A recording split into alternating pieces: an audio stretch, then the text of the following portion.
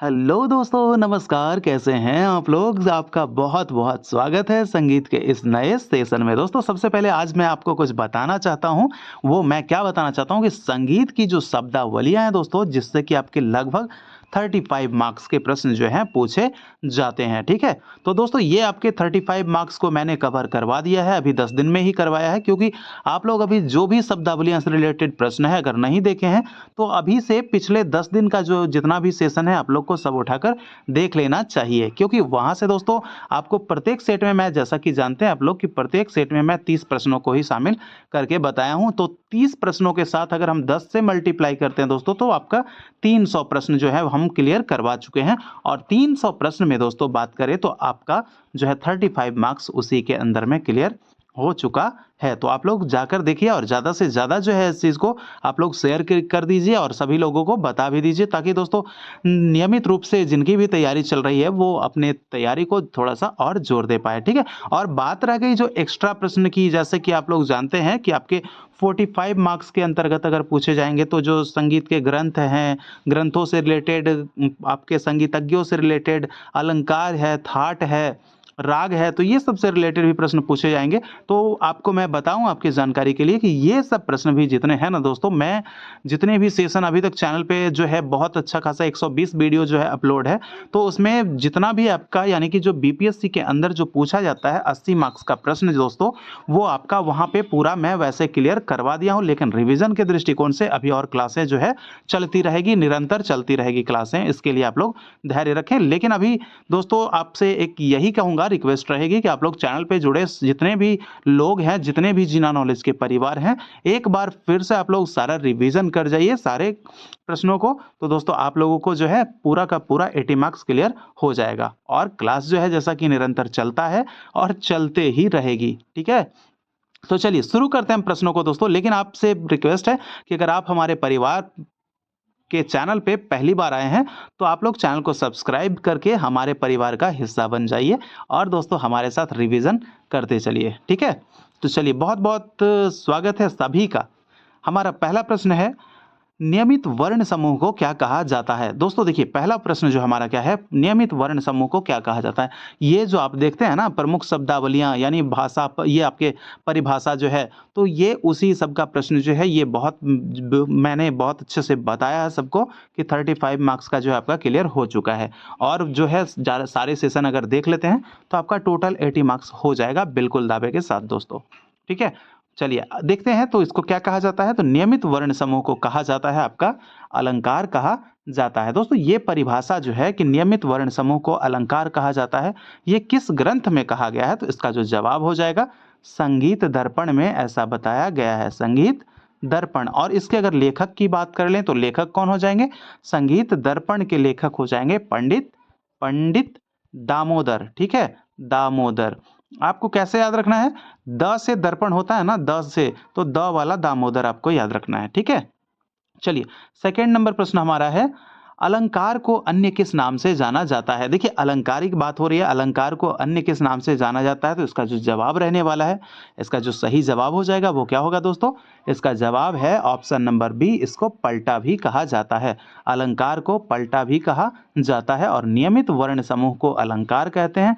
यानी नियमित वर्ण, और वर्ण क्या होता है? तो गायन करने की क्रिया को वर्ण कहते हैं। और वर्ण 4 प्रकार के होते हैं। आप लोगों को मैंने सारा कुछ बता ही दिया है। चलिए आगे चलते हैं। तीसरा नंबर प्रश्न हमारा है, स्वरों का वह छोटा स्वर समुदाय जिससे किसी राग का बोध हो, वह क्या कहलाता है? तो दोस्तों स्वरों की जो छोटी से छोटी समुदाय होती है ना, जिससे कि हम लोग क्या पकड़ लेते हैं, राग को पकड़ लेते हैं कि कोई बोली होती है तो उससे राग पकड़ में आ जाता है कि कौन सा राग का ये स्वर है। तो दोस्तों उसको क्या कहेंगे? उसको कहते हैं पकड़, ठीक है? उसको पकड़ कहते हैं। और स्वरों का वह छोटा स्वर समुदाय जिससे किसी राग का बोध हो, तो उसे पकड़ लेते हैं। यानी कि जब स्वर बोला जाता है तो हम पकड़ लेते हैं कि कौन सा राग है, तो वही होता है पकड़, ठीक है?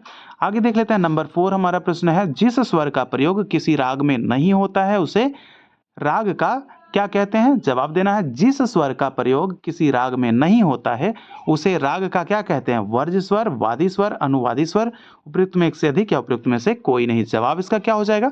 तो प्रयोग क्या पूछ रहा है कि नहीं होता है, तो जो नहीं प्रयोग होता है दोस्तों उसको क्या कहते हैं? वर्ज्य स्वर कहा जाता है। हमारा ऑप्शन नंबर ए हो जाएगा वर्ज्य स्वर। आगे देख लेते हैं 5वां नंबर प्रश्न हमारा है, 4 या 4 से अधिक स्वरों की गोलाई बनाते हुए स्वरों का द्रुत प्रयोग को क्या कहते हैं? देखिए 4 स्वर हो या 4 से क्या हो, अधिक हो, तो उस स्वरों की जो गोलाई बनाते हुए स्वरों का जो द्रुत प्रयोग होता है उसको क्या कहते हैं? जब भी 4 स्वर या 4 से वाली बात हो तो आपको फटाक से आंसर आना चाहिए खटका, ठीक है? 3 स्वर की बात हो तो आपको याद आना चाहिए मुर्की। तो ये सब जो है आपको ध्यान रखना है। इसमें ठीक इसी प्रकार जो है 3 स्वर के लिए 3 स्वर पे किया जाता है, द्रुत गति में प्रयोग करते हैं 3 स्वर को। तो ये क्या होता है? मुर्की। और ये आपका 4 स्वर या 4 से अधिक वाले खटका। चलिए देखिए तान होता है, एक तान है, तान को क्या कहते हैं? तान को पिछले सेशन में तो वैसे मैंने बताया ही। तो रागों के स्वरों का जो है क्या कहते हैं उसको? द्रुत लय में विस्तार करना, वही तान कहलाता है। आगे देख लेते हैं नंबर 6 हमारा प्रश्न है, भातखंडे के अनुसार अस्थाई में किन स्वरों का प्रयोग नहीं होता है? देखिए गीत अथवा गत के प्रथम भाग को क्या कहते हैं? अस्थाई कहते हैं, ठीक है? याद रखना है अस्थाई कहते हैं। तो अस्थाई जो है आपका उसमें किन स्वरों का प्रयोग नहीं होता है? दोस्तों यहाँ पे हमें ऑप्शन पढ़ना ही पड़ेगा समझाने के लिए। क्या तार स्वर है या मंद्र स्वर या मध्य स्वर, किन का प्रयोग नहीं होता? या उपयुक्त में से एक से अधिक या उपयुक्त में से कोई नहीं। तो बताना है कि किन का प्रयोग नहीं होता है अस्थाई में। तो इसका जो जवाब हो जाएगा ना अस्थाई में, दोस्तों ये हो जाएंगे आपके तार स्वर का प्रयोग नहीं होता है, ऐसा भातखंडे जी के अनुसार कहा गया है और बिल्कुल नहीं भी होता है, ठीक है? ऐसे अगर हम बात कर ले इन स्वरों को, या फिर आपको कहीं पे उत्तरांग स्वर भी दिए गए होंगे, उत्तरांग स्वर जो कि क्या होते हैं? उत्तरांग स्वर का भी प्रयोग अस्थाई में नहीं होता है।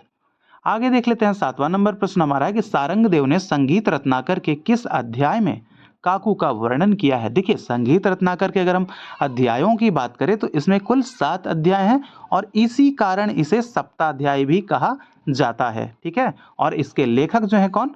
सारंगदेव हैं और ये 13वीं शताब्दी की ग्रंथ मानी जाती है, 13वीं शताब्दी की ग्रंथ। और इसके किस अध्याय में जो है आपको चर्चा किया गया है? काकू के। और काकू की हम बात करें दोस्तों तो काकू का जो चर्च हुआ है ये आपके 3य अध्याय में, ठीक है? कौन सा? पहला स्वराध्याय, दूसरा रागाध्याय, तीसरा क्या है? प्रकीर्णक अध्याय, चौथा प्रबंधाध्याय और इस तरह से आपके 7 अध्याय हैं, ठीक है? तो ये याद रखना है। तीसरा अध्याय कौन है? प्रकीर्णक। प्रकीर्णक अध्याय के अंतर्गत ये बताया गया है कि काकू के कितने भेद हैं, काकू का वर्णन उसमें किया गया है और काकू के 6 भेद बताए गए हैं, ठीक है? काकू के 6 भेद बताए गए हैं, आपको याद रखना है। 8वां नंबर प्रश्न हमारा कि संगीत कला विहार पत्रिका कहां से प्रकाशित होती है? तो संगीत कला की अगर हम बात कर ले दोस्तों, संगीत कला पत्रिका याद रखना है। इसको कैसे याद रखेंगे? संगीत कला पत्रिका ये जो है आपकी प्रकाशित होती है मुंबई से, ठीक है? जवाब हो जाएगा हमारा ऑप्शन नंबर सी मुंबई। तो मुंबई देखिए कला कहाँ, कला यानी कि कला विहार, जो संगीत की जो कला होती है ना वो मुंबई में होती है, याद रखिएगा इस तरह से। अगला प्रश्न हमारा है 9वां नंबर प्रश्न है, सांगीतिक पत्रिका कहां से प्रकाशित की जाती है? संगीतिका, संगीतिका पत्रिका जो है एक संगीत की पत्रिका है, उसका नाम है संगीतिका। वो पत्रिका कहां से प्रकाशित होती है? इसका जवाब क्या हो जाएगा? जवाब दोस्तों पहले तो इलाहाबाद लिखा जाता था लेकिन आज लिखा जाता है प्रयागराज। ऑप्शन नंबर ए हमारा सही जवाब हो जाएगा, संगीतिका प्रयागराज, संगीतिका प्रयागराज। आगे देख लीजिए 10वां नंबर प्रश्न है, किसने श्रुति को दो जातियां मानी है? किसने श्रुति की 2 जातियां मानी है? भैया ऐसे जानते हैं आप लोग कि श्रुति की कितनी 5 जातियां होती है ना, दीप्ता, आयता, करुणा, मृदु और मध्या। श्रुति की 5 जातियां, लेकिन इन्होंने 2 ही बताया है। मैं बताऊंगा अभी कि कौन कौन से हैं 2, लेकिन इन्होंने 2 बताया है। तो बताना है कौन है ये व्यक्ति। तो जवाब इसका क्या हो जाएगा? इसका जवाब हो जाएगा विश्वासु जी, ठीक है? विश्वासु जी ने 2 प्रकार की श्रुतियां बताई है। जवाब होगा इसका कौन कौन से प्रकार की? तो एक अंतर श्रुति और दूसरा होता है स्वर श्रुति। अंतर श्रुति और दूसरा स्वर श्रुति, ठीक है? स्वर श्रुति ये आपके 2 प्रकार के बताए हैं, याद रखना है इसको। विश्वासु जी ये भाई इन पे विश्वास करते थे लेकिन ये क्या कम, ये 2 ही बता दिए। चलिए आगे देख लेते हैं 11 नंबर प्रश्न है, आफ्ताबे मौसिकी की उपाधि किसे दी गई थी? तो अब आफ्ताबे मौसिकी जो है ये उपाधि आपके आगरा घराने के जो रत्न हैं आपके फैयाज खां को दी गई थी, ठीक है? फैयाज खां, याद रखिएगा फैयाज खां को। लेकिन दोस्तों ऑप्शन में फैयाज खां तो है नहीं, तो इनका उपनाम दिया गया है। अब बताइए कि फैयाज खां का उपनाम क्या होगा अगर ऐसा प्रश्न पूछा तो? तो इसलिए नाम और उपनाम भी आपको याद कर लेना है। और नाम और उपनाम का जो है बहुत अच्छे तरह से मैं समझा के जो है अपने चैनल पे अपलोड कर दिया हूँ उस चीज़ को। वहाँ पे आप लोग को ट्रिकली मेथड से बहुत अच्छा नाम और उपनाम जो है समझ में आ जाएगा। ठीक है, एक बार में ही आपको याद हो जाएगा, जाके उसको देख लीजिएगा। देखिए यहाँ पे जो है दोस्तों फैयाज खां है, तो फैयाज खां का जो उपनाम है वो प्रेम पिया है। ठीक है, प्रेम पिया। तो आफ्ताबे मौसीकी की उपाधि किनको दी गई थी? फैयाज खां को, यानी कि प्रेम पिया को। ठीक है, फैयाज खां यहाँ पे लिख लीजिए, फैयाज खां। और बात कर ले चतुर पंडित या विष्णु शर्मा की अगर हम बात करें, तो चतुर पंडित भी आपके सारंग देव को कहा, ये भातखंडे जी को कहा जाता है। और आपके चतुर पंडित और विष्णु शर्मा, ये भातखंडे जी का क्या है? उपनाम है। चतुर पंडित और विष्णु शर्मा, याद रखिएगा, भातखंडे। ठीक है, भातखंडे जी को कहा जाता है। और सतंजकर किनका उपनाम है? तो सतंजकर जो है आपके किनके हैं? किनका हो जाएगा? ये आपके हो जाएंगे सुजान। ठीक है, सुजान है, सुजान जी का नाम है, उपनाम सतंजकर है। तो ये सब याद कर लीजिएगा, वहाँ पे मैंने ट्रिकली मेथड से बता दिया है। चलिए नंबर 12 हमारा है कि आफ्ताब-ए सरोद की उपाधि किसे दी गई? देखिए आफ्ताब-ए सरोद की अगर हम बात कर ले, तो आफ्ताब-ए सरोद की जो उपाधि है आपको दी गई है, ऑप्शन नंबर सी हमारा सही जवाब हो जाएगा, हाफिज अली। देखिए प्राण पिया, ये भाई जो प्राणों से प्यारे रहते हैं, कौन? जो विलायत में रहते हैं ना, वो प्राण से भी प्यारे होते हैं। इसलिए हम लोग क्या करते हैं, रहने वाले को, यानी कि एक कॉन्सेप्ट है, तो उस तरह से जो है आपके याद रखिएगा, विलायत खां। ये आपको कॉन्सेप्ट वहाँ पे बहुत अच्छे अच्छे कॉन्सेप्ट दिए गए। देखिए प्रेमदास, क्या होता है कि आम जो होते हैं ना, आम के लताओं पर जो होते हैं प्रेम से चिपके हुए रहते हैं, कौन?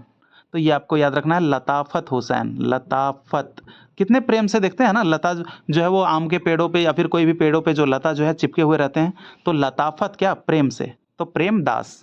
ठीक है, प्रेम पिया तो आपको मैं बता ही दिया, फैयाज खां। अगला प्रश्न हमारा 13 नंबर प्रश्न है कि आफ्ताबे हिंद की उपाधि किनको दी गई? तो ये आफ्ताबे हिंद की जो उपाधि दी गई दोस्तों, हम बता दें कि ये मैहर घराने के संस्थापक हैं, और ये जो है पंडित रविशंकर, अली अकबर खां और अन्नपूर्णा देवी के गुरु थे। तो ये आपके जवाब हो जाएंगे, ऑप्शन नंबर सी, अलाउद्दीन खां। अगला प्रश्न हमारा है 14 नंबर का, वादी और संवादी में कितने स्वरों का अंतर होता है? तो देखिए वादी और संवादी की अगर हम बात कर ले दोस्तों, तो इसमें जो अंतर हो जाते हैं स्वरों की, तो आपको 3 से 4 भी कहीं के देखने को मिलता है, और कहीं पे 4 से 5 भी। तो ये ऑप्शन नंबर ई में है, मैंने यहाँ पे शामिल नहीं किया गया है। 4 से 5 या फिर 3 से 4 स्वरों का अंतर होता है। ठीक है, ये चीज़ देख लीजिएगा, ऑप्शन में जो रहे उसे आप लोग को टिक करना है, कलर करना है। अगला प्रश्न हमारा है 15, अगर किसी राग का वादी स्वर पूर्वांग में है। देखिए ये जो है आपका क्या है, एक तरह से मान लीजिए कि ये रूल ही है कि अगर किसी राग का वादी स्वर जो है पूर्वांग में है, तो संवादी स्वर कहाँ होगा? देखिए सप्तक को 2 भागों में बांटा जाता है, जैसा कि आप लोग जानते ही हैं। सप्तक को 2 भागों में जब बांटते हैं, तो एक का हो जाता है इधर पूर्वांग, और इधर हो जाता है आपका उत्तरांग। ठीक है, तो अगर वादी स्वर अगर पूर्वांग से है, तो संवादी उत्तरांग से होगा। ठीक है, अगर आपका वादी स्वर उत्तरांग से है, तो फिर संवादी पूर्वांग से होना जरूरी है, ऐसा होता है। तो जवाब क्या आने वाला है? वादी पूर्वांग है, तो हमारा संवादी कहाँ? ऑप्शन नंबर ए, उत्तरांग में चला जाएगा। अगला प्रश्न है 16 नंबर का, वादी स्वरों को किसकी उपमा दी गई है? प्रश्न इंपॉर्टेंट है दोस्तों, याद रखिएगा इस चीज को कि वादी स्वरों में किसकी उपमा दी गई है? वादी स्वरों को, तो दोस्तों वादी स्वर को जो उपमा दी गई है, किसको? उसको क्या कहते हैं? अनुचर। अनुचर की उपमा दी गई है। वादी स्वरों को किसकी उपमा? अनुचर की उपमा दी गई है। आगे देख लीजिए, अगला प्रश्न हमारा क्या कह रहा है, रागों के गाने का साधारण समय किसके द्वारा ज्ञात होता है? तो रागों के जो गायन जो हैं वो किसके द्वारा डिसाइड होता है? वो डिसाइड होता है आपके वादी स्वर के द्वारा। ठीक है, ऑप्शन नंबर सी हमारा सही जवाब हो जाएगा, वादी स्वर। अगर देखिए, अगर वादी पूर्वांग में है, तो गायन समय भी उसका पूर्वांग से माना जाता है। अगर वादी स्वर आपके उत्तरांग में है, तो उसका गायन समय दिन के उत्तरांग में ही माना जाएगा। तो ये साधारण समय जो है आपके वादी स्वर से पता चल जाते हैं। आगे देख लीजिए, अगला प्रश्न है हमारा, विवादी स्वरों के प्रयोग में मुख्य कितनी बातों का ध्यान रखना चाहिए? देखिए विवादी स्वरों की हम बात कर ले दोस्तों, तो वैसे तो विवादी का प्रयोग नहीं होता है, लेकिन कभी कभी क्या होता है कि कुछ कुशल गायकों द्वारा जो है बहुत ही जो है क्या उसको क्या कह सकते हैं, बहुत ही सावधानी पूर्वक उसका प्रयोग कर लिया जाता है। अगर कर लिया जाता भी है तो कितनी बातों का ध्यान रखना चाहिए, प्रश्न यही है। जवाब मैं दे दूं, ऑप्शन नंबर ए सही जवाब हो जाएगा, दो बातों का। एक तो उसको मधुरता का ख्याल रखना है, मधुरता का, और दूसरा क्या ख्याल रखना है कि उसका अल्प से अल्प प्रयोग किया जाए। क्या? अल्प प्रयोग, यानी कि बहुत कम प्रयोग किया जाए उस विवादी स्वर का, अन्यथा जो है राग बिगड़ सकते हैं। चलिए नंबर 19 अब हमारा प्रश्न है, सप्तक को दो बराबर भागों में विभाजित करने के लिए किस स्वर को जोड़ा जाता है? देखिए जैसे आपको बता दूं कि सा रे ग म प ध और ये आपके नी जो है ये आपके सात ही स्वर होते हैं, लेकिन हमें बराबर करने के लिए क्या करना पड़ेगा, बीच से करने के लिए चार चार स्वर यानी कि 8 स्वर बनाने पड़ेंगे। तो इधर 3 ही बच रहा है, लेकिन इसके लिए हम लोग को क्या तारसा जोड़ दिया जाता है। तो जवाब क्या हो जाएगा बराबर करने के लिए, ऑप्शन नंबर बी तारसा को जोड़ा जाता है।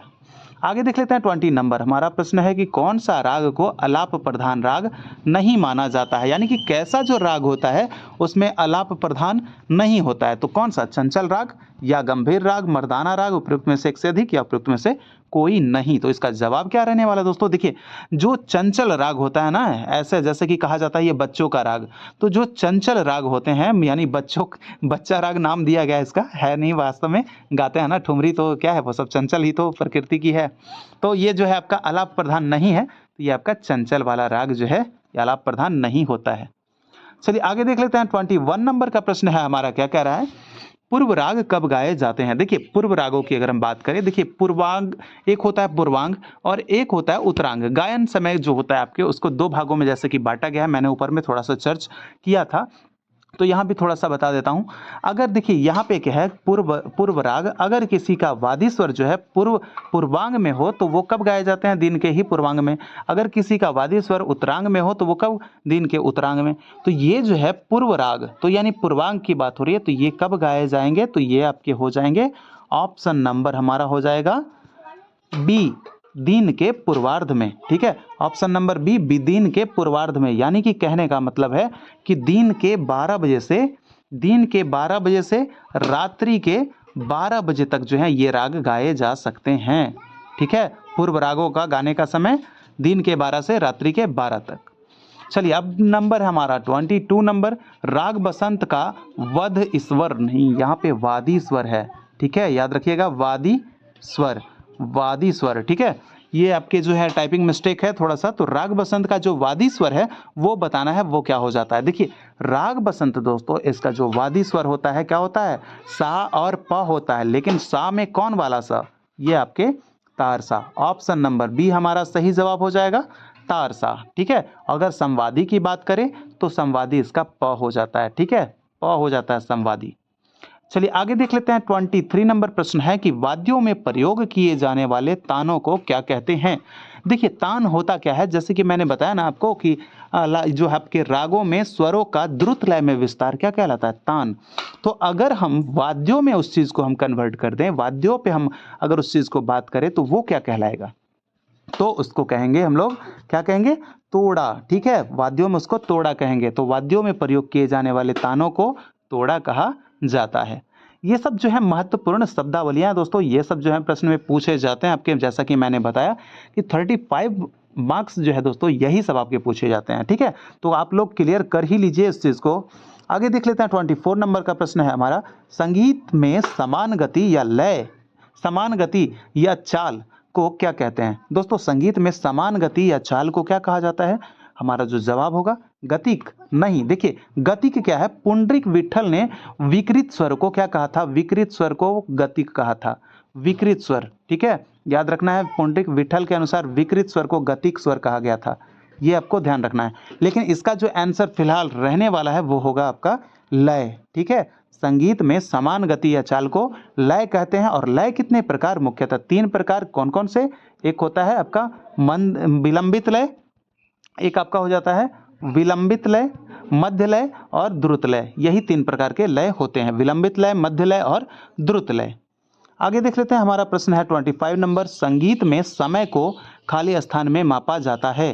तो जवाब क्या हो जाएगा, संगीत में समय को जो मापने की जो इकाई है उसको हम लोग किस में, इसका जो जवाब होगा दोस्तों ऑप्शन नंबर ए हमारा सही जवाब हो जाएगा, मात्रा में मापते हैं संगीत को, मात्रा में। और मात्रा किस में, मात्रा याद रखना है, मात्रा ताल में, ठीक है, मात्रा को ताल में। संगीत में समय को मात्रा में मापते हैं और मात्रा बंदी होती है किस में, मात्रा बंदी होती है ताल में, याद रखना है। चलिए आगे है 26 नंबर प्रश्न। प्रथम मात्रा पर, मंत्र यहाँ पे है, यहाँ पे याद रखिएगा मात्रा, प्रथम मात्रा पर पढ़ने वाली ताली को क्या कहा जाता है। दोस्तों इसका सिंपल जवाब है कि प्रथम मात्रा पर जो पढ़ने वाली जो ताली होती है ना, उसको क्या कहते हैं, उसको कहते हैं हमें क्या कहते हैं, सम कहा जाता है। और ताली कैसे देते हैं, हाथ से हिलाकर, ठीक है, और जहाँ पे क्या होता है कुछ नहीं होता है वहाँ पे खाली किया जाता है, खाली मानते हैं। तो सम होता है प्रथम मात्रा पर जो है आपको सम कहा जाता है, जो ताली पड़ती है। आगे देख लेते हैं 27 नंबर का प्रश्न है, षड्ज ग्राम की चौथी मूर्छना। अब देखिए यहाँ से जो प्रश्न होंगे दोस्तों 3-4 वो काफ़ी इंपॉर्टेंट और ही इंपॉर्टेंट प्रश्न यहाँ से आपको शामिल किए गए हैं। तो इसका जो जवाब क्या होगा, देखिए चौथी मूर्छना यहाँ पे पूछा जा रहा है। तो चौथी मूर्छना की अगर हम बात कर ले तो यहाँ पे जो जवाब रहने वाला है, षड्ज ग्राम की चौथी मूर्छना किस आधुनिक थाट के समान है। तो चौथी, तो जवाब हो जाएगा हमारा दोस्तों यहाँ पे भैरव है, नहीं होगा, खमाज नहीं होगा, कल्याण भी नहीं होगा। ये उपयुक्त में एक से अधिक है नहीं, यहाँ पे उपयुक्त में से कोई नहीं हो जाएगा। हमारा सही जवाब यहाँ पे ऑप्शन नंबर ई, क्योंकि ये जो है आसावरी के समान है, आसावरी। और इसमें जो स्वर लगते हैं ग ध नी, इसका कोमल लगता है, बाकी सारे शुद्ध लगते हैं, ठीक है, आसावरी। तो याद रखना चौथी मूर्छना जो है, षड्ज ग्राम की चौथी मूर्छना आज के आसावरी थाट के समान मानी जाती है। चलिए अगला प्रश्न है हमारा। अब देखिए यहाँ पे जो है वही सेम लेकिन पांचवी मूर्छना है, षड्ज ग्राम की पांचवी मूर्छना किस आधुनिक थाट के समान है। जवाब क्या रहेगा, पांचवी मूर्छना जो है, चौथी आपको क्या रखना है, चौथी आसावरी, ठीक है, चौथी आसावरी। और पांचवी जो है दोस्तों आपके पांचवी वो क्या होता है, जब आप खाते हैं तो पांचों उंगलियों का प्रयोग करते हैं ना, कुछ खाने में उठाते हैं, तो आपको याद रखना है खमाज, ठीक है। षड्ज ग्राम की पांचवी मूर्छना खमाज, ठीक है। आधुनिक थाट कौन सा, किसके समान है, तो आपके खमाज के समान है। अगला प्रश्न है 6ठा नंबर, ये जो होगा षड्ज ग्राम की 29 नंबर का, षड्ज ग्राम की छठी मूर्छना, जो छठी मूर्छना है वो किसके समान है। तो दोस्तों षड्ज ग्राम की जो छठी मूर्छना है वो हमारा जो आधुनिक थाट के समान है, वो जवाब हो जाएगा हमारा क्या, कल्याण, ठीक है, ऑप्शन नंबर बी कल्याण। इसमें जो है कल्याण थाट में म तीव्र प्रयोग किया जाता है। आगे देख लेते हैं 30 नंबर प्रश्न है हमारा, क्या कह रहा है, षड्ज ग्राम की सातवीं मूर्छना किस आधुनिक थाट के समान है। देखिए षड्ज ग्राम की सातवीं, देखिए मैंने आपको बताया, कौन सा बताया आपको, चौथी बताया, पांचवी बताया, छठी बताया, सातवीं, इन सबों में से एक आपको याद रख ही लेना है। तो इसका जो जवाब हो जाएगा सातवीं मूर्छना किस आधुनिक स्वर के समान है, तो जवाब होगा ऑप्शन नंबर बी, भैरवी के समान माना जाता है, भैरवी। और भैरवी में क्या होता है, आपके कौन से स्वर प्रयोग होते हैं दोस्तों, फटाफट चलिए आप लोग कमेंट कर ही दीजिए इस चीज़ को, या फिर मैं ही बता दूं, चलिए बता देता हूं। भैरवी में रे ग ध और नी कोमल प्रयोग होते हैं, ठीक है, आपको याद रखना है, रे ग ध नी। अगला प्रश्न है आपके लिए, प्रश्न है, ये प्रश्न का आपको ही जवाब देना है दोस्तों। देखिए प्रश्न हमारा क्या है आपके लिए, ये प्रश्न जो है वो है कि रागों की उत्पत्ति किससे मानी जाती है। उम्मीद है कि सारे लोगों का जवाब आएगा, क्योंकि मैं भी ज़रा देखूं कि कितने लोगों का जवाब आता है इस क्वेश्चन पे, ठीक है। तो जवाब देना है, रागों की उत्पत्ति किससे मानी जाती है, अलंकारों से, गीतों से, थाटों से, उपयुक्त में एक से अधिक या उपयुक्त में से कोई नहीं। तो इसका जवाब क्या होगा दोस्तों, आप लोग चलिए वो फटाफट आप लोग कमेंट बॉक्स में जाइए और फटाफट टाइप कीजिए कि इसका जवाब क्या रहने वाला है। दोस्तों अगर आपको सेशन अच्छा लगा हो तो वीडियो को लाइक करके चैनल को सब्सक्राइब भी ज़रूर कर दीजिएगा, ठीक है। चलिए बस इतना सा ही प्यार दोस्तों आपके लिए, आपका जो है हमारे लिए काफ़ी होगा। और आगे मिलते हैं आपसे कुछ नए प्रश्नों के साथ अगले सेशन में। जब तक के लिए इजाज़त चाहते हैं दोस्तों, जय हिंद और जय भारत।